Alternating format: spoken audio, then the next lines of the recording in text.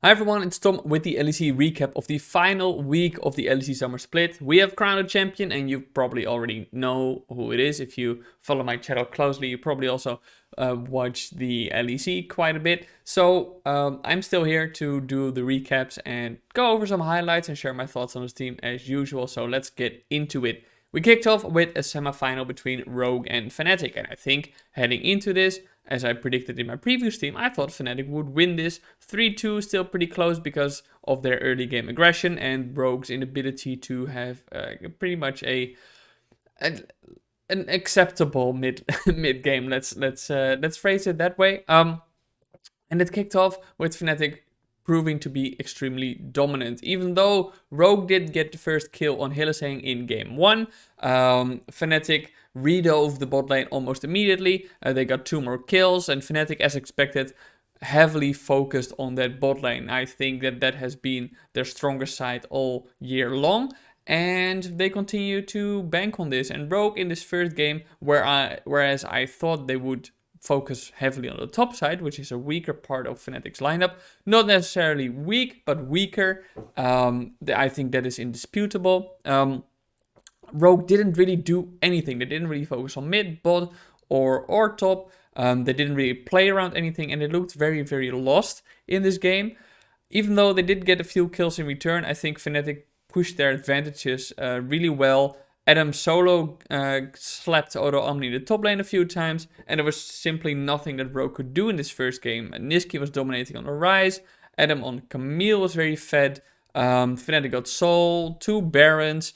It was a very easy victory for them in this first game, which was pretty surprising, I would say, because I thought that Rogue would play much more around the early game and much better identify what Fnatic's weaknesses were.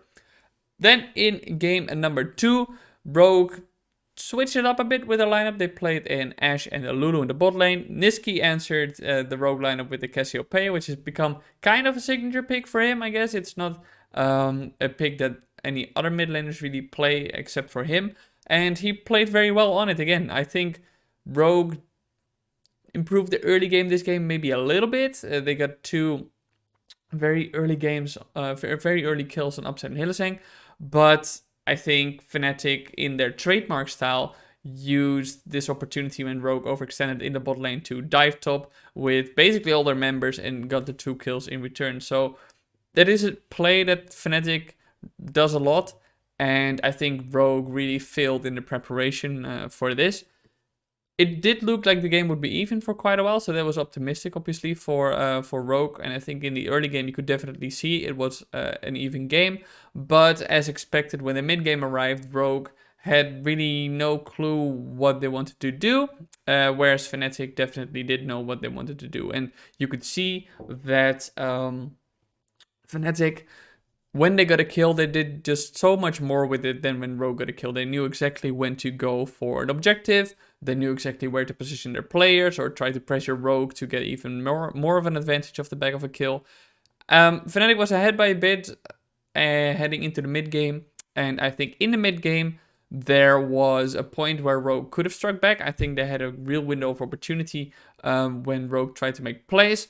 And they did so by playing around the Baron pit, and I'm going to show you a little clip of what happened there. Keep him on the front lines. Fnatic backing away, only losing 1 in the exchange, but Rogue can turn right back to the Baron. Yeah, they couldn't get into the Dragon Pit. They didn't have the Ashe Arrow up. It felt like they were fishing for it. Can I get a pick before it started?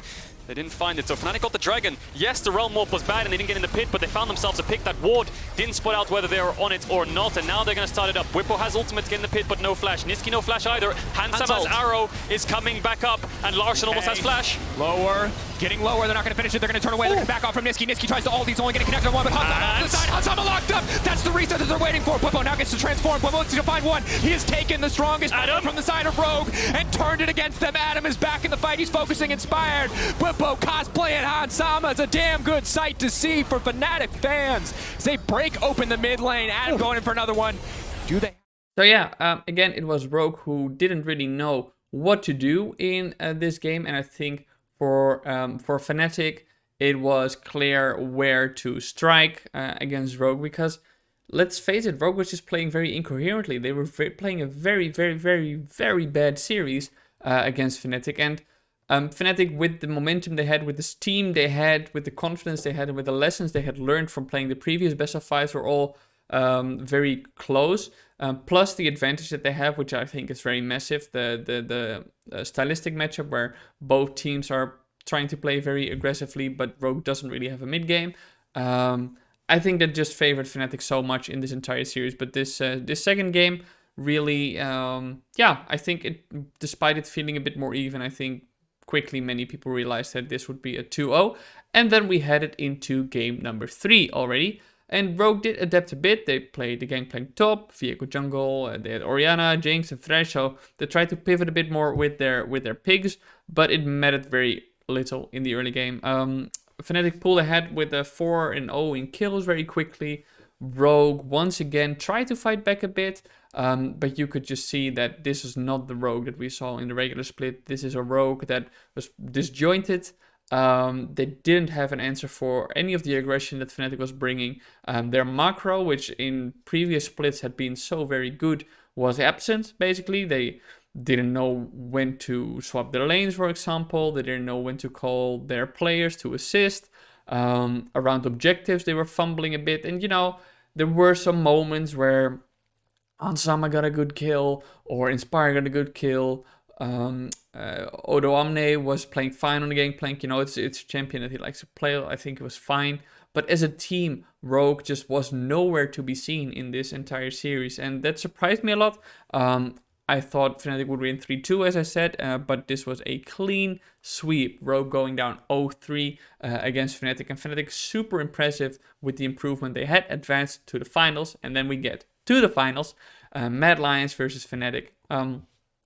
High stakes, obviously, for the championship. First seed gets into the upper bracket of the seeding system, meaning they cannot be paired with either the first or second seed of the LPL of China, and also not of the first seed of the LCK. So that is pretty big because those teams are tournament favorites by default heading into it, and if you get into a group with them, it's obviously going to be far more difficult heading into Worlds to get out of the group stage. So lots on the line. Mad Lions obviously trying to make a back-to-back championship. Fnatic aiming for the first championship again in years. And it was a very entertaining series. I think it was bloody, which everybody loved to see. Both teams going tooth and nail. It was very good. But let's just go game by game. The most notable pick in game 1 was Adam making a statement, trying to get into Armut's head a bit, I think. He picked Wukong into Armut, and Armut was playing Narsa. The matchup for Adam was very good, but still, the Wukong is obviously an extra layer of BM, I guess, there. And I think that Mad Lions realized, okay, we need to put this guy in his place, because they shut down Adam very early with a good gank from Alyoya, and from there, Adam didn't really have much fun in the top lane. In a bot gank, Fnatic did get 2 kills back in a Drake and a Herald, but shortly after Matt struck with very proactive skirmishing. This was only the early game, and to give you an indication of this early game, let's have a look at a clip. And they can commit. Adam smartly just grouping mid to make sure they get the push. Flash, Cyclone, Miasma just a little bit late there, and here comes the root as Kaiser looks to join the fray. Eluya on his way as well. Hilasan coming in from the top side. Mad Lions should just back away from this one. Flash for Flash expended. Damage there from Humanoid.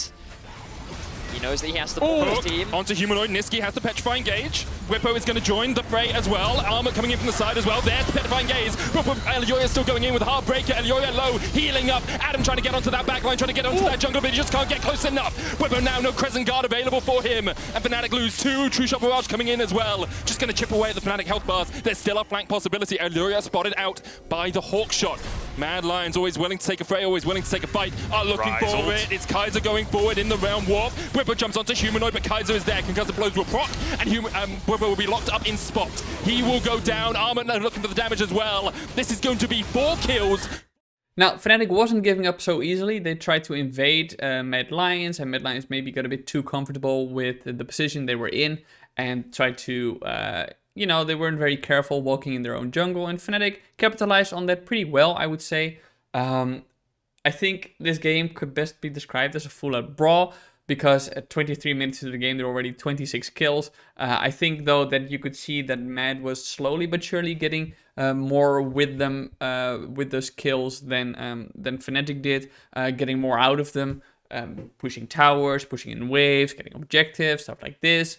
So it was really a capitalizing moment, I think, when Humanoid had a fantastic play in the game on the Rise. He got a quadra kill, and Matt from there on kind of rolled ahead and won the first game.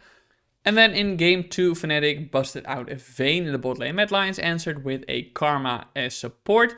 And this game was just hyper aggression yet again. And this time it was Fnatic who got the upper hand. Because when both teams went 5v5 kind of in the bot lane, you know, kind of roaming, trying to see if they could take a pick, Fnatic got 2 kills off the back of this. Now, Fnatic continued to play their early game hyper aggressive, and they were looking for blood. Forced away. Fnatic, 5 men strong. We've seen Fnatic do this so many times from the Reckless era now into the time. Humanoid has TP. Humanoid does have TP, but is he going to be here in time? Kaiser, the Sun card looking for him, is going to lock him up. We're stepping forward. Here come the rest of Fnatic, and Humanoid's going to TP in, but perhaps straight into his death. Kazi down as the Ignite ticks away. Humanoid trying to trade onto Niski. The red card, the heal. Humanoid can't get close enough. Fnatic, 8 kills to 2. So at 5 minutes, we were already at 8 and 2 in kills for Fnatic. Again, very bloody, as I said. And by 10 minutes, Fnatic was already taking the mid tier 2 from Mad Lions. So it was safe to say Fnatic wasn't comfortably in the driver's seat. They were really, really far ahead. And yeah, just in items, there was basically nothing that Mad Lions could do from the early to the mid game, because Fnatic just had pushed their advantages very well. Matt did try to find some fights back here and then, but they weren't really successful. I think until Fnatic reached Soul Point for the Drake, Mad Lions couldn't do anything, but that's really where they tried to put their foot down. Mad Lions tried to push back, and I think they did so pretty successfully, because in team fighting, I've said it before, there's no team like Mad Lions, at least in the West. They skirmish so incredibly well and know exactly how to play off each other. Now, they actually managed to get kind of back in the game despite 10k being 10k down, and that was pretty impressive. I think that in this game, you could see that Fnatic had trouble closing out the game, because they were kind of scared of Mad Lions' fighting, and rightfully so, because Mad Lions played very well. And when Mad Lions really seemed to be back in the game was when Fnatic tried to get a Baron. Yeah, so have a look at the minimap here. You can see that Fnatic are just waiting because they know that bots pushed in. They did have top pushed in, and they're just keeping this mid wave pushed in as they maintain control around the Baron area. With the GP ultimate on cooldown, this is a great situation for Fnatic, and they're going to start off the Baron. TP in from Humanoid. Here we go. They're looking for the fight as Mad Lions started up. And Elioy steal it. 4,000 on it. Elioy looking for the steal. Across the wall, he's got the Heartbreaker. He can go in. He jumps. There's no way! It was it! Elioy in his rookie year! So, Mad Lions did get the Baron, and they also got the Drake. And despite the gold discrepancy, they really managed to make the game feel even. That was until pretty randomly, I would say, off the back of one fight, Upset got 3 kills, and Fnatic could just march into the base of Mad Lions. It was pretty anticlimactic, because it was all this tension building up, and it was like, oh, I guess the game is over. So Fnatic tied up the series 1-1. And in game 3, we saw some spicier drafts, because Fnatic decided to go with the Cho'Gath and the Jarvan 4 in the jungle, which is a combination I'm not sure we've actually seen before from them in the LEC. So, and this game was also much quieter. There were no kills at 7 minutes, which felt very boring, and I'm not sure why both teams decided to play a bit more easily. And now, I guess, on Fnatic's side, you did have a Cho'Gath, which is more of a late game champion, obviously. So maybe they realized, okay, let's see if we can also play the game while taking it a bit more easy. And I think they did get a pretty decent lead with a few kills eventually, and they get a small lead, but the gold was by no means so far ahead of Mad Lions that it was insurmountable in any way. And they also really couldn't snowball with it. Instead, it was Armut who popped off on the gangplank, assisted by Elyoya, who was playing phenomenally on Lee Sin in the mid game. And those two really carried Mad Lions in this third game. when Fnatic tried to find a gauge on Mad Lions, Mad always got more out of it, and they ramped up. So when the mid game arrived, like around 20 minutes, Mad Lions had managed to overcome the small gold lead Fnatic had, and Mad Lions was actually ahead by 6k at 20 minutes. And once again, it felt like there was nothing that Mad Lions couldn't do in this game, because whenever there was a skirmish, they communicated well and they target selected very well. Fnatic tried to find fights, but it seemed like they were a bit more uncoordinated, which, you know, if you play against the best team fighting team, then it's really not a shame to look more uncoordinated. But Mad Lions exploited this really well, and they quite comfortably took game number 3. And then in game 4, final game, for Mad Lions to close out and win the series, Fnatic's chance to tie the series again and go to Silver Scrapes. And Fnatic did get first blood by kind of a failed bot attempt from Mad Lions, but Mad Lions decided, okay, well, if you're going to strike bot, we're going to strike on your top laner, and kind of back-to-back killed Adam in the process. So they put him very far behind and kind of put him in a place where he couldn't play the early game, especially. Mad Lions used their momentum very well. They roamed all around the map to catch out Fnatic, and it was Mad Lions with more aggression. Fnatic was playing more reserved than I expected them to. And I think that by taking towers and objectives off the back of this, Mad Lions were just very dominant, and it didn't really look like a close game at any point, even though Fnatic obviously still pretty good at fighting and stuff like this. Mad Lions were just ahead, and if Mad Lions is already ahead, there's a very small chance that they're going to give up their game. So a good example of Mad Lions team fighting, I think, was on display in this game as well, where it was a full team fight, and Mad Lions just managed to bounce off each other and tag team, you know, kind of in and out in order to kill all of Fnatic off.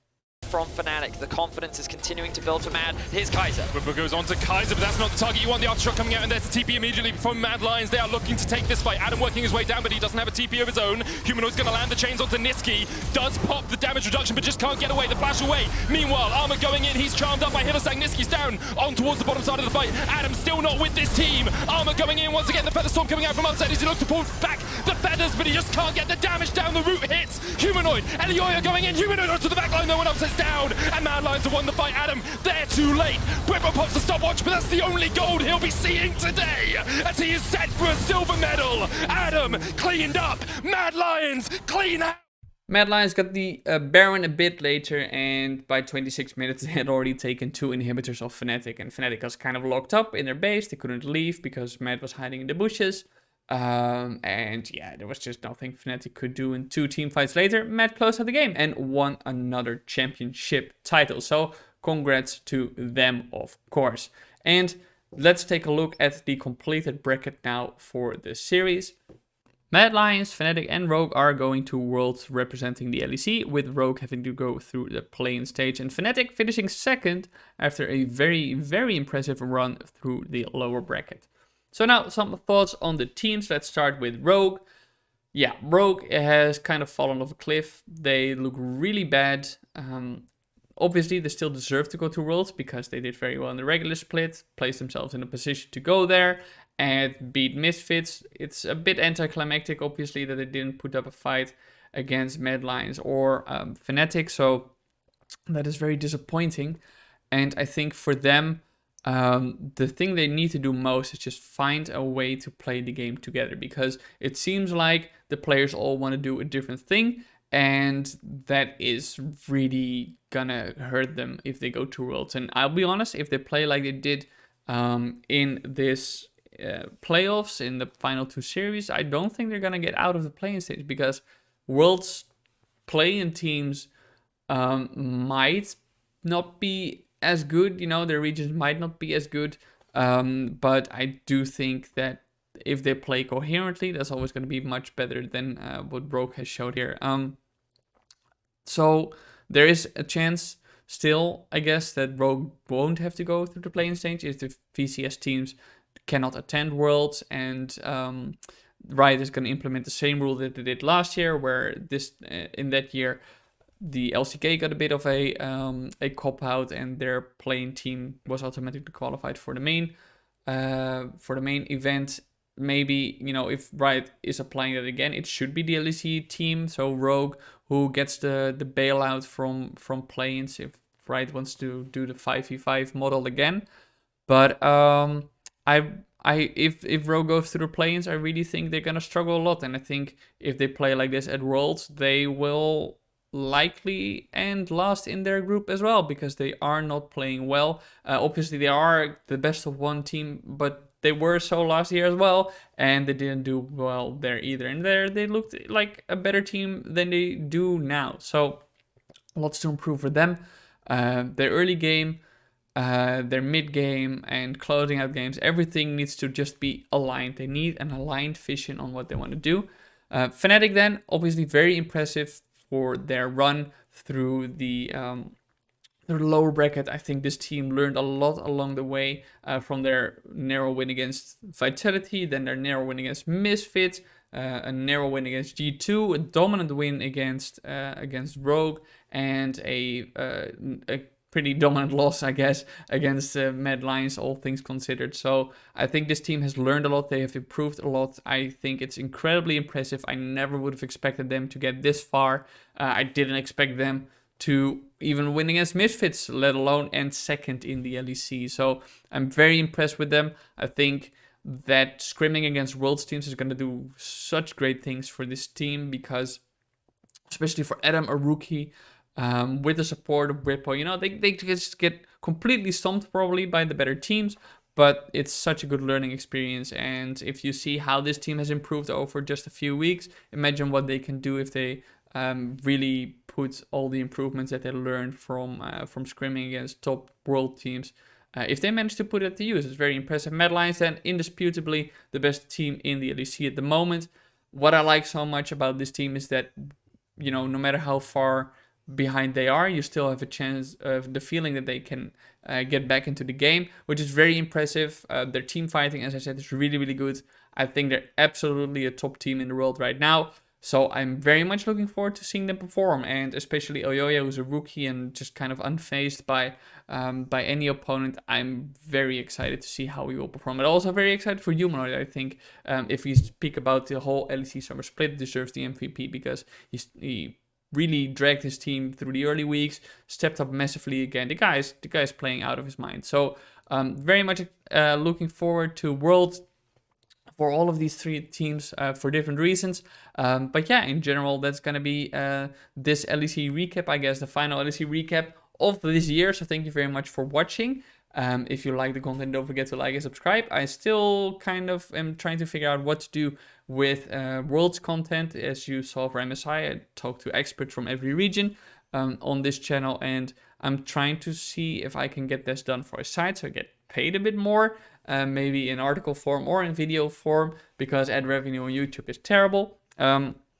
So I'm gonna try to find out what I want to do for Worlds content. But if you follow me on Twitter, I'll be posting there what I will be doing next. And yeah, thank you very much for watching again, and for staying with me for another LEC year. It was my second year covering it full time, I guess, which was very exciting. So thank you very much for watching, and stay tuned for more content.